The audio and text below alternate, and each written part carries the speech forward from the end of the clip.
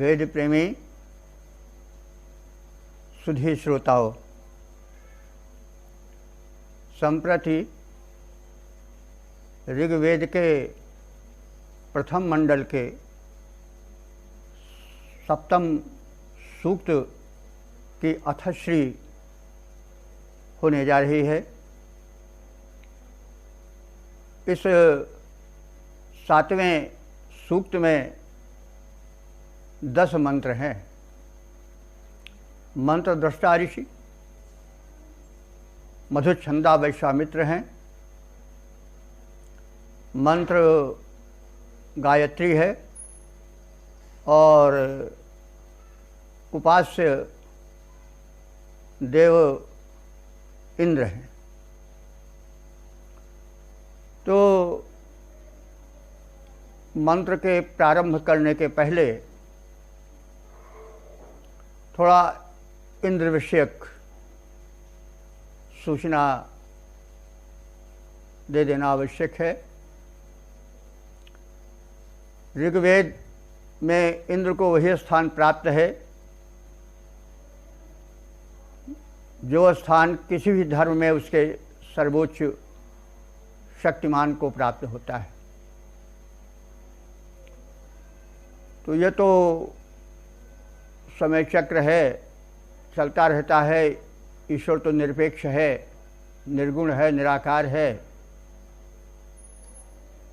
ये भी मज़े की बात है कि ईश्वर वह सर्वोच्च सत्ता मनुष्य को बनाती है और मनुष्य भी अपने हिसाब से ईश्वर को बनाता चलता है, उसका प्रारूप देता रहता है। तो यम शैवा समुपास्ते शिवमिद ब्रह्मेत वेदांतिनो बौद्धा बुद्धो प्रमाण पटवः करतेति नैयायिका अर्हन् नित्यजैन शासनरतः कर्मेज मीमांसका सोयम नो विदधातु वांछित फलम त्रैलोक्यनाथो हरि। कभी जो है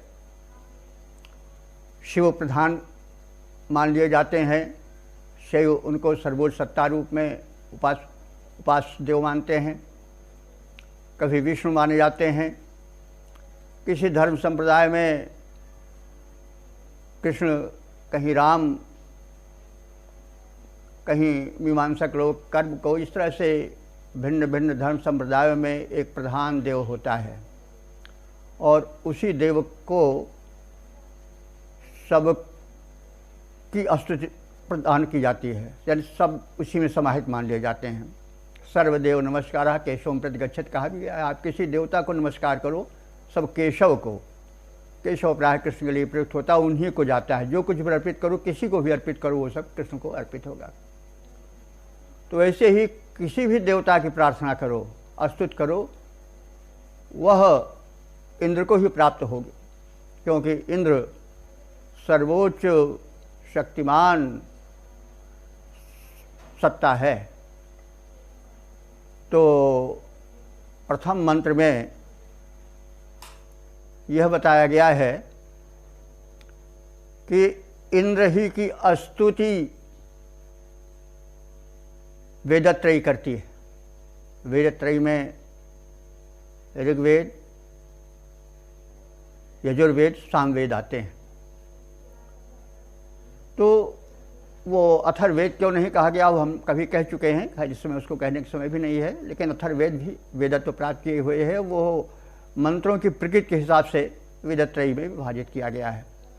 ऋग्वेद में ऋचाएँ रहती हैं। होता ऋग्वेद के मंत्रों से आवाहन करता है देवता का और यजुर्वेद के यजुषों द्वारा उसको आहुति समर्पित की जाती है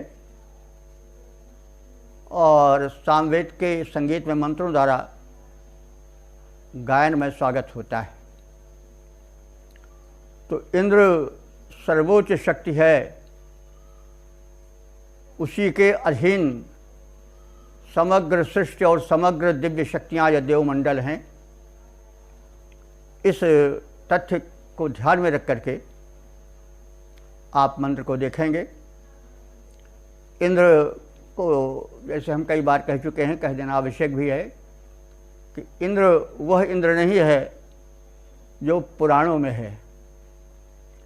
ऋग्वेद का इंद्र सर्वोच्च सत्ता है, उसी के ही नियमन में, व्यवस्था में समस्त दिव्य शक्तियाँ क्रियाशील हैं। तो इसी बात को ध्यान में रख करके यह मंत्र कहा गया है। मंत्र इस प्रकार से है, इंद्रमिद गाथिनो बृहदिंद्रमर्के भिरर्किणः इंद्रम वाणीरनुशत। इंद्रम, इंद्रमिद का खंड होगा इंद्रम इत। इंद्रम इत का अर्थ हुआ इंद्र ही। इंद्रम, इंद्र को, इत माने ही, इंद्र को ही परम ईश्वर सर्वेश्वर मान करके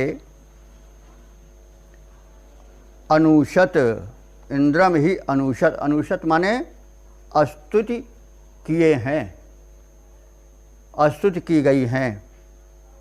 इंद्रम इत अनुशत, इंद्र की ही स्तुति की गई है।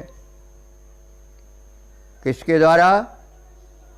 गाथिनो, गाथिनो माने गाथिनः, गाथिनः माने सामवेद के मंत्रों के सामगायकों द्वारा संगीतमय पद्धति से इंद्र की ही स्तुति सामवेद में की गई है। और बृहद इंद्रम माने वह व्यापक इंद्र ही। अनुशत माने प्रार्थित है। अर्क, अर्किणः, अर्क भी, अर्क कहते हैं अर्चन को, यानी पूजन को। तो ऋग्वेद के ऋचाओं द्वारा, होता नाम के ऋतुज द्वारा उस व्यापक इंद्र की ही स्तुति की गई है अथवा आवाहन किया गया है। और अर्किणः माने अर्चन करने वाले और आवाहन करने वाले, पूजन करने वाले ऋतुज द्वारा ऋचाओं के माध्यम से उसी सर्वव्यापक इंद्र की स्तुति की गई है। और इंद्रम वाणी, वाणी, इंद्र को ही वाणी, वाणी माने वचन, वचन से मतलब यहाँ यजुष से हुआ, अनेक गद्यमय वाणी द्वारा। जैसे आप लोग जानते हैं कि यजुर्वेद के मंत्रों को यजुष कहा जाता है क्योंकि वे गद्यमय होते हैं। तो यजुषों द्वारा अर्थात यजुर्वेद के मंत्रों द्वारा उसी महान इंद्र की स्तुति की गई है। इस प्रकार से सर्वेश्वर इंद्र की महत्ता का प्रतिपादन इस मंत्र में हुआ है।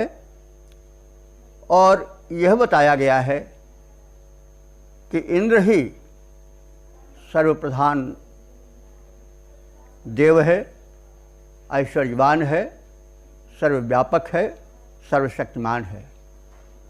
उसी की ही स्तुति ऋग्वेद में ऋचाओं द्वारा होता पुरोहित करता है। उसी इंद्र की स्तुति की गायनमय प्रस्तुति गाथिनः सामवेद के गायकगण संगीत की स्वरलहरियों में करते हैं। और उसी इंद्र की स्तुति यजुष द्वारा करते हैं यजुर्वेद के अध्वर्यु पुरोहित। तात्पर्य कि इंद्र ही सर्वतोभावेन पूज्य है। सर्वदेव नमस्कारः केशवं प्रति गच्छति, वैसे यहाँ भी कहा जाएगा सर्वदेव नमस्कारः इंद्रम प्रति गच्छति। तो इस प्रकार से इंद्र के सर्वव्यापक सर्वशक्तिमान रूप की प्रस्तुति ऋषि ने इस मंत्र में की है और वेदत्रयी द्वारा उसी की उपासना होती है। देवता कोई हो, लेकिन सब देवता अंत में उसी में सम्मिलित हैं। तो करो किसी देवता की उपासना, लेकिन सभी उपासनाएं इंद्र को ही अर्पित होगी, क्योंकि अंत में सबका इंद्र ही है। इसको आप यूँ भी समझ सकते हैं, जैसे शरीर है तो हाथ पैर मुख नाक कान और तमाम अंग प्रत्यंग मिला करके सब शरीर ही कहा जाएगा। वैसे समग्र देवमंडल इंद्र में ही समाहित है। वह सर्वशक्तिमान है, सर्वेश्वर है, ऐश्वर्यवान है। तो यह भाव इस मंत्र में प्रकट किया गया है। इसका छंदोबद्ध रूप इस प्रकार से देखा जा सकता है। इंद्र रूप परमेश्वर का सबने गुणगान किया है। इंद्र रूप परमेश्वर का सबने गुणगान किया है। साम गायकों ने मिल सस्वर उसका ही गुण गाया। साम गायकों ने मिल सस्वर उसका ही गुण गाया। ऋग्वेदीय पुरोधा ने मंत्रों से उसे बुलाया। उसी देव की ही स्तुति बहुविध सर्वत्र हुई है। उसी परम सत्ता का गुण गाकर सबने सुख पाया। विमल वेदवाणी ने उसका ही सम्मान किया है। इंद्र रूप परमेश्वर का सबने गुणगान किया है। इंद्र रूप परमेश्वर का सबने गुणगान किया है।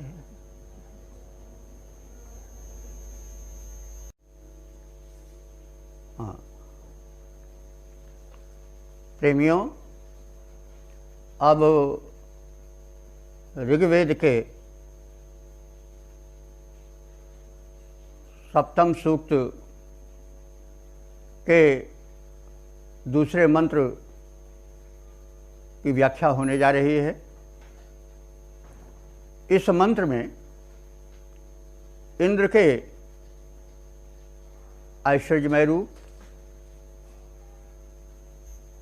और शक्ति युक्त रूप और व्यवस्थापक रूप के दर्शन होते हैं। इंद्र के दो घोड़े हैं, अश्व हैं। उन अश्वों को हरि कहा गया है। हरि, द्विवचन में हरि, दो घोड़े हैं। और वे इंद्र के संकेत मिलते ही अपना कार्य करना प्रारंभ कर देते हैं, या उसके संकेत से कार्य करते चले आ रहे हैं। दोनों ही बड़े व्यवस्थित हैं, बड़े ही कुशल हैं, और दोनों ही अपने अपने निश्चित कार्यों में संलग्न रहते हैं। तो इन घोड़ों को हम चाहें तो प्रतीक रूप में दिन और रात भी कह सकते हैं, क्योंकि परमेश्वर दिन और रात को जोड़े रहता है, और दोनों अपनी अपनी गति के अनुसार से चलते रहते हैं और अपना कार्य संपादित करते रहते हैं। एक चीज़ और ध्यान देने योग्य है कि इंद्र को वेद में अश्व पर ही सवार दिखाया गया है।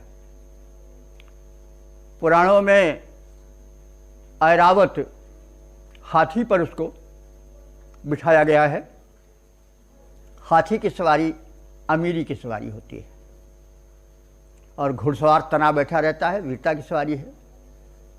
तो ऋग्वेद में प्रायः इंद्र को अश्ववार बने अश्वारोही ही कहा गया है, गजारोही नहीं।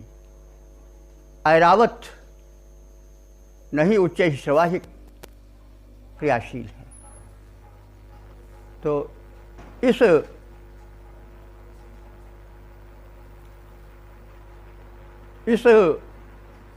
कथन की छाया में अब हम मंत्र की व्याख्या प्रस्तुत करने जा रहे हैं। मंत्र इस प्रकार से है, इंद्रइद्धर्यो सचा सम्मिश्र आवचो युजा। परमेश्वर परम समृद्धमान ऐश्वर्यमान शक्ति इंद्र के इत माने ही, हरियोह, हरियोह माने दो घोड़े हैं, जो कि सचा माने साथ साथ ही, सम्मिश्रण माने मिल करके, आ वचो युजा, आ वचो माने वचन कहते ही, युजा माने रथ में जुड़ जाने वाले हैं। तो वचा माने वचन के कहते ही, यानी संकेत मिला नहीं कि रथ से जुड़ गए, अपने कार्य में तत्पर हो गए, और वे इतने कुशल हैं कि साथ साथ ही संकेत मात्र से ही संपूर्ण कार्य करने वाले हैं। तो इसका अभिप्राय ये है कि अगर घोड़ों को दिन रात मान लिया जाए तो वे इतने सक्षम हैं, इतने सुव्यवस्थित हैं कि युगों से एक ही गति से आ रहे हैं, जा रहे हैं, अपना अपना कार्य संपादित कर रहे हैं। तो इस प्रकार से ये इंद्र के दो घोड़े हैं। सामान्य अर्थ में तो यह माना जाएगा कि इंद्र एक अश्वार है, घोड़े पर सैनिक प्रवृत्ति के कारण चढ़कर चलता है। उसके दोनों घोड़े बड़े ही पटु हैं, निपुण हैं, और वे दोनों घोड़े संकेत मार्ग से ही जुड़ जाते हैं और मिल करके अपना कार्य संपादन करने लग जाते हैं। और दूसरा अर्थ जो निकल सकता है परमेश्वर के पक्ष से, वो भी आपके समक्ष प्रस्तुत किया गया है कि दिन रात के रूप में। और मंत्र के अंतिम 3 शब्दों में इंद्रो वज्री हिरण्यः कहा गया है। इंद्र वज्री है, वज्र माने वज्र को धारण करने वाला। इंद्र के वज्र के विषय में आप लोग परिचित हैं। उसके वज्र का प्रहार रुकता नहीं है। राक्षसों का, वृत्तासुर का वध जब करने को उद्यत होता है तो वह अपने वज्र को चलाता है। वज्र उसके वीर रूप का प्रदर्शन करता है, द्योतन करता है। अगर हम चाहें तो वज्र को, जो वज्रपात होता है, बड़े जोर से बिजली कड़कती है, गिरती है, और जहाँ गिरती है वहाँ संहार करती चलती है। तो अगर हम जानना चाहें वज्र उसको उस रूप में कि वो वर्षा का देवता है, उस रूप में हम वज्रपात से, यानी जो वज्र जोर से बिजली कड़कती है, उससे भी ले सकते हैं। लेकिन जब उसको हम शक्ति के रूप में उसका मानवीकरण कर रहे हैं, देखिए वेद एक काव्य भी है, और काव्य में मानवीकरण एक मुख्य अलंकार होता है। तो जब किसी शक्ति की हम महिमा गाने लगते हैं, उसका रूप प्रस्तुत करने लगते हैं, तो अपने आप ही उसमें अलंकार आने लगते हैं और उसका मानवीकरण होता चलता है। वैसे तो जैसा पहले भी कहा जा चुका है, ये समग्र जो व्यापक शक्तियां हैं, खास तौर से इंद्र को सूक्ष्म शक्ति माना गया है, यह दृश्यमान नहीं है। लेकिन वर्णन जब किया जाता है तो उसको मूर्त रूप देने के लिए मूर्तिमान बना दिया जाता है। और इसी विकास में हो सकता है मूर्ति भी आ गई हो, क्योंकि मनुष्य मन टिकाता है तो कहीं उसको एक कोई स्थान चाहिए, कोई एक वस्तु चाहिए, तो मूर्त रूप दिया जाता है उसको। तो वही कहने का मतलब, यद्यपि ऋग्वेद का इंद्र जो है वह एक शक्ति है, सूक्ष्म शक्ति है, नियामक शक्ति है, लेकिन जब वर्णन किया जाएगा तो उस वर्णन के परिधि में एक रूपात्मकता स्वतः आ जाती है। हम निर्गुण ब्रह्म की उपासना करते हैं तो भी एक प्रकाश की कल्पना करते हैं, कुछ न कुछ रूप उसको देते हैं। तो स्वाभाविक है कि ध्यान टिकाने के लिए एक रूप की भी स्थापना करनी पड़ती है। तो आप इस रूप में इंद्र को समझें। तो अर्थ इस प्रकार से एक बार फिर देख लें। जो इंद्र है उसके दो हरि हैं, हरि नाम के घोड़े हैं। वे साथ साथ रथ में इंद्र के जुड़ जाते हैं, साथ साथ मिलकर कार्य करते हैं और वे अपने क्रिया में बड़े कुशल हैं और वे इंद्र के आदेश संकेत मात्र से कार्य करने वाले हैं। और इंद्र जो है वह वज्री है, वज्र नाम का अमोघ अस्त्र धारण करता है और हिरण्य हमारे स्वर्णमंडित है।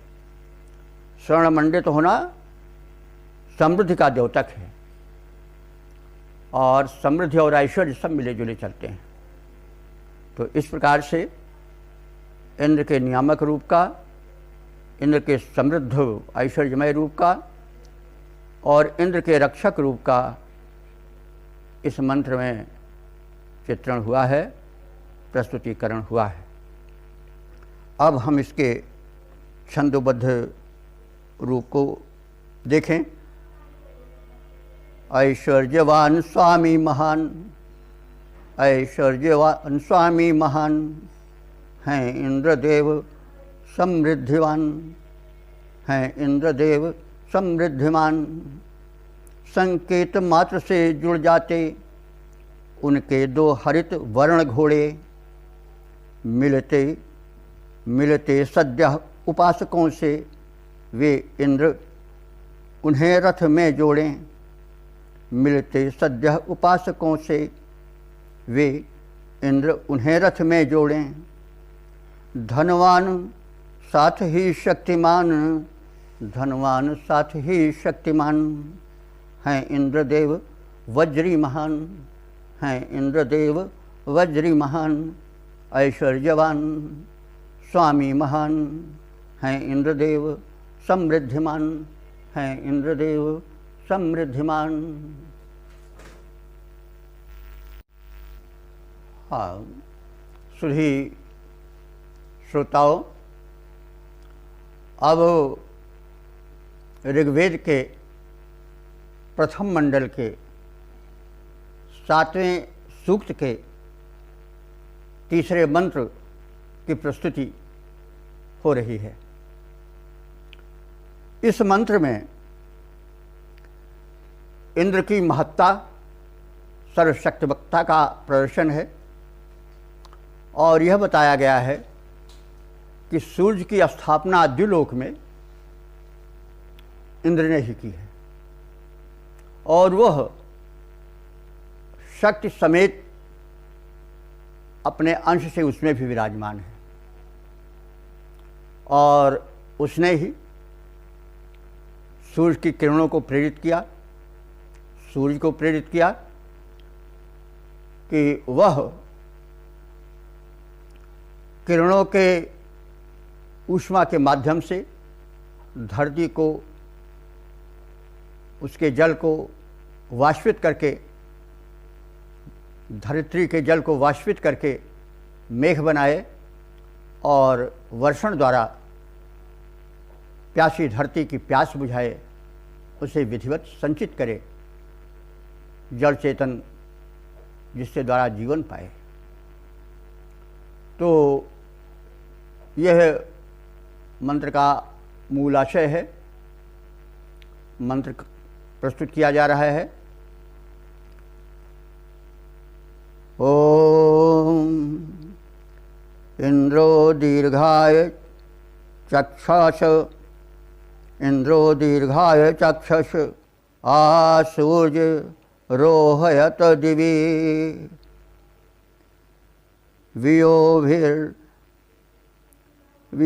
वियोभिराद्रियैरत् इंद्रः दीर्घाय चक्षसे।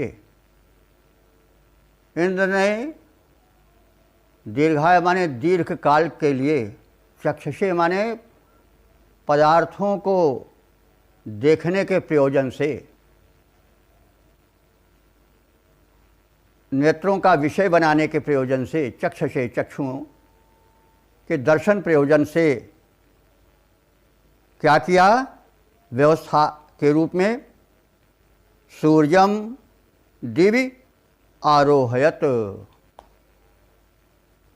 आलोक के परम पिंड सूर्य को द्विलोक में स्थापित कर दिया, ताकि भूमंडल के प्राणी उस आलोक में परस्पर मिल सकें, वस्तुओं का दर्शन कर सकें। इस प्रयोजन से सूर्य को द्विमंडल में स्थापित किया। पहले प्रकाश की व्यवस्था की जाती है ताकि समस्त कार्य संपन्न हो सकें। साधारण जनमंडल भी यही करता है।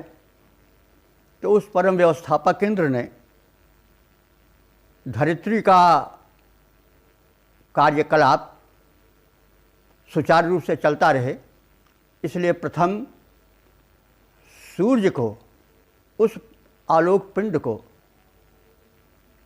द्विलोक में स्थापित किया और यह व्यवस्था की कि सूर्य की किरणों से वाष्पित जल भाप बनकर मेघमंडल बने और वर्षण करे। तो गोभिर अद्रिमैरयत, गोभिर शब्द आया गोभी। गोभी आपके लिए कहा गया है, ये मतलब गो का तृतीया बहुवचन है। गो माने होता है किरण। गो के और भी अर्थ होते हैं, जैसे गाय भी होता है, पृथ्वी भी होता है, इंद्रिय भी होता है, लेकिन प्रसंगानुकूल अर्थ निकाला जाता है, यह आप सब जानते हैं। तो यहाँ पर प्रकाश की बात हो रही है, सूर्य के स्थापन की बात हो रही है। तो गो का अर्थ जो है वह संदर्भानुकूल किरणों से ही किया जाएगा।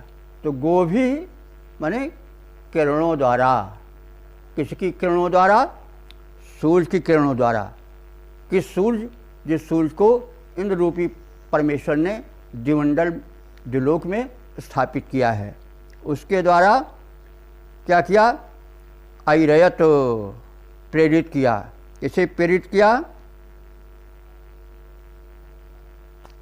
इसे प्रेरित किया सूर्य की किरणों को कि वे क्या करें, अद्रिम ऐरयत। अद्रि माने क्या होता है, अद्रि माने होता है मेघ। लोक में तो प्रचलित है अद्रि माने पहाड़, लेकिन वेद में अद्रि का अर्थ होता है मेघ भी, पर्वत भी। कहीं जहाँ तहाँ आप देखेंगे कि पर्वत का भी अर्थ जब इंद्र के साथ जुड़ता है तो मेघ के रूप में आ जाता है, क्योंकि बड़े भारी होते हैं, नहीं बादल के विस्तार होता है और वो ऐसे ऐसे नतोन्नत होते हैं। और जो अद्र होता है या पर्वत होता है उसमें भी पर्व होते हैं, गांठें होती हैं, नतोन्नत होते हैं। तो इसलिए अद्र शब्द जो है वह पर्वत का भी द्योतक है। तो और अद्र शब्द मेघ का भी पर्याय है। तो यहाँ अद्र शब्द जो है वो मेघ के लिए ही आया है, क्योंकि गोभी किरणों द्वारा उस इंद्र ने यह प्रेरणा भरी कि धरती के जल को वाष्पित करके मेघ बनाया जाए और वर्षण द्वारा धरती की पिपासा बुझाई जाए। तो इस प्रकार से इंद्र के एक प्रशासक रूप में, व्यवस्थापक रूप में, शक्तिमान रूप में, लोकहितैषी रूप में, सर्वशक्तिमान रूप में इस मंत्र में स्थापना की गई है और उसके स्वरूप को बताया गया है। अब इसका हम छंदोबद्ध रूप भी देख लें। इंद्र रूप परमेश्वर, इंद्र रूप परमेश्वर का है यह अद्भुत अनुदान। इंद्र रूप परमेश्वर का है यह अद्भुत अनुदान। नभ में रवि के संस्थापन का किया अपूर्व विधान। नभ में रवि के संस्थापन का किया अपूर्व विधान। प्रखर प्रकाश मध्य दर्शन की पूर्ण शक्ति आ पाई। रवि की किरणों से उत्प्रेरित घनमाला मंडराई। इस प्रकार सचराचर का ही, इस प्रकार सचराचर का हो सका पूर्ण कल्याण। इस प्रकार सचराचर का हो सका पूर्ण कल्याण। इंद्र रूप परमेश्वर का है यह अद्भुत अनुष्ठान, यह अद्भुत अनुष्ठान। तो इस प्रकार से इंद्र की महिमा का वर्णन, उसके स्वरूप का उद्घाटन, उसके व्यवस्थक रूप का प्रकाशन इस मंत्र में ऋषि मधुच्छंदा ने किया।